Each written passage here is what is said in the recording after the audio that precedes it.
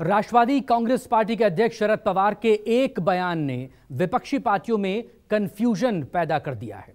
NCP में फूट के बाद पवार के स्टैंड को लेकर कई दिनों से सवाल उठ रहे हैं। अब शरद पवार ने यह कह दिया कि अजित उनके नेता हैं। शरद पवार के इस बयान के बाद विपक्षी दलों ने भी सवाल उठा दिए। हालांकि अब पवार कह रहे हैं, उन्होंने तो सुप्रिया सुले की बात ही दोहराई है और दोनों के बीच भाई बहन का रिश्ता है, जिसमें सियासत तलाशने की दरकार नहीं है। संभ्रम असा होतोय की एका बाजूला म्हणतात की राष्ट्रवादीमध्ये फूट पडली, काहींनी काल असं जाहीर केलं की राष्ट्रवादीमध्ये फूट वगैरे काही नाही, दादा आमचेच नेते आहेत। फूट पडणे याचा अर्थ काय? पक्षात फूट कधी होते? जर पक्षातच एक मोठा वर्ग वेगळा झाला, देश वाचलेला, आज तशी स्थिती इथं नाही। काही लोकांनी समजा पक्ष सोडला, काही लोकांनी वेगळी भूमिका घेतली, तर लोकसभेमध्ये त्यांचा अधिकार आहे, तो त्यांनी निर्णय घेतला म्हणून लगेच फूट बनायचं काही कारण नाही, तो त्यांचा निर्णय। जो बात बेटी ने कही थी, 24 घंटे के भीतर पापा ने भी वही बयान दोहरा दिया। बारामती में मीडिया के सवाल पर चाचा ने भतीजे अजित पवार को अपना नेता बना दिया। मुंबई में होने वाली विपक्षी एकता की बैठक के पहले शरद पवार के यूटर्न से विपक्षी खेमे की टेंशन बढ़ गई। उद्धव सेना की घिग्गी बन गई। कांग्रेस भी गोलमोल जवाब देने को मजबूर हो गई। शरद पवार की विश्वसनीयता एक बार फिर संदेह के घेरे में आ गई। बीजेपी और शिंदे सेना और अजित पवार के समर्थकों की टोली बल्लियों उछलने लगी। आदरणीय पवार साहेबांचं स्टेटमेंट ऐकलं। शेवटी आम्ही आमच्या देवाला एवढंच म्हणत होतो की कामाच्या माणसाला आशीर्वाद द्या, आणि आजचं स्टेटमेंट एकूण कुठेतरी भगवंतानी आमचं म्हणणं ऐकलं आणि शेवटी आम्हाला या ठिकाणी देवाने आशीर्वाद दिला। हाच त्याचा आजच्या आदरणीय साहेबांच्या स्टेटमेंटचा अर्थ निघतो। मैं मानता हूँ एनसीपी में फूट पड़ गई,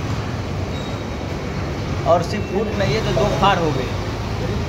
अजित पवार गुट ने शरद पवार साहब को पार्टी के अध्यक्ष पद से निकाल दिया है, आपको मालूम है। और शरद पवार गुट ने अजित पवार और उनके साथियों को निकाला है। इसका मतलब क्या है? महाराष्ट्र में उनके पार्टी के दो अध्यक्ष हैं, एक सुनील तटकरे अजित पवार गुट के हैं और दूसरे जयंत पाटिल। हम मानते हैं हमारा जो अलायंस है वो माननीय शरद पवार साहब से है। हम पवार साहब से चर्चा करते हैं, हम अजित पवार ग्रुप से कभी चर्चा नहीं करते, क्योंकि वहाँ उस पार्टी में फूट पड़ गई। साल भरे में मोदी जी जो काम करने वाले हैं 2024 के चुनाव तक, और आज तक जो काम किया 9 साल, ये देखते हुए माननीय शरद पवार साहब का भी मन परिवर्तन और मत परिवर्तन होगा, और मुझे लगता है कि वो चुनाव तक माननीय मोदी जी के नेतृत्व में आने वाले भारत का निर्माण करने के लिए निश्चित रूप से उनका मन परिवर्तन होगा, ऐसा मुझे लगता है। साहेब, मी आमच्या नेत्यांच्याबद्दल मी कसं बोलू शकतो? मी फक्त एवढंच म्हणेल की आमची विनंती नेहमीच राहणार की आम्ही एक संघ राहिलो तर चांगलं आहे। बयान से बवंडर मचा तो शरद पवार की सफाई भी आई। मराठा क्षत्रप ने मीडिया की ही गलती बताई। तर्क ये कि भाई बहन के रिश्ते में सियासी मतलब निकालने की जरूरत नहीं थी। उन्होंने तो सिर्फ वही बातें कही थी जो बिटिया ने कही थी। पवार के यूटर्न के बाद सुप्रिया की भी सफाई है। विपक्षी गठबंधन के नेता भी बीजेपी के खिलाफ मुखर हो गए। शेतकरी रस्त्यावर आलेली अपेक्षाची होती की केंद्र सरकारने काल जाहीर केलं की आम्ही खरेदी करतो, पण ती खरेदी करत असताना जो रेट त्यांनी जो सांगितला 2410, पण आज प्रत्यक्ष मार्केटमध्ये 1700, 1600, 1800 हवा हवं। त्यामुळे केंद्राने सांगितलेल्या भावाला सुद्धा विक्री होत नाही, आणि त्यामुळे या सगळ्याचा फेरविचार केला पाहिजे।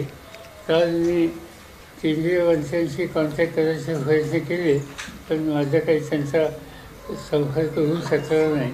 आज पुन्हा मी त्यांच्याशी संपर्क साधणार आहे। रिपीट माय सेल्फ अगेन, पुन्हा एकदा मी तेच बोलते आहे की राष्ट्रवादी काँग्रेस पक्षामध्ये कुठलीही फूट नाही।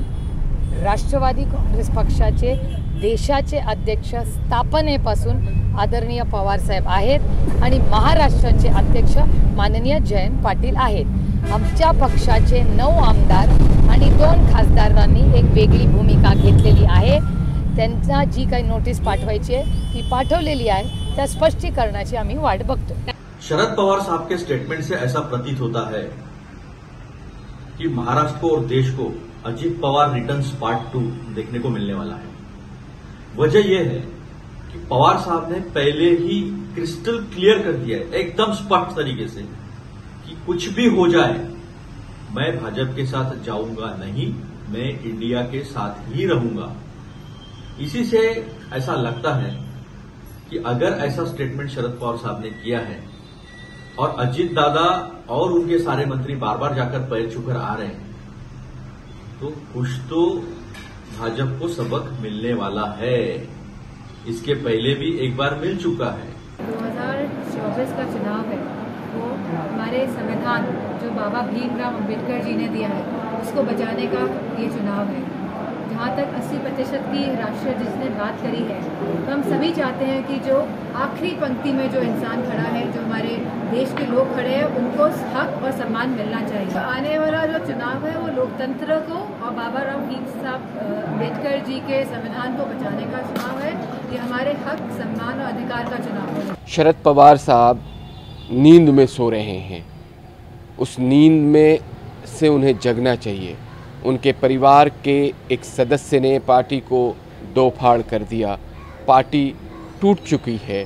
पार्टी अपनी विचारधारा से एक सदस्य अलग होकर तमाम बड़े नेताओं के साथ वो एक दूसरे विचारधारा के साथ मिलके अब उप मुख्यमंत्री और उनके लोग मंत्री बन चुके हैं और उनका कहना है कि मैं शरद पवार के साथ नहीं हूँ।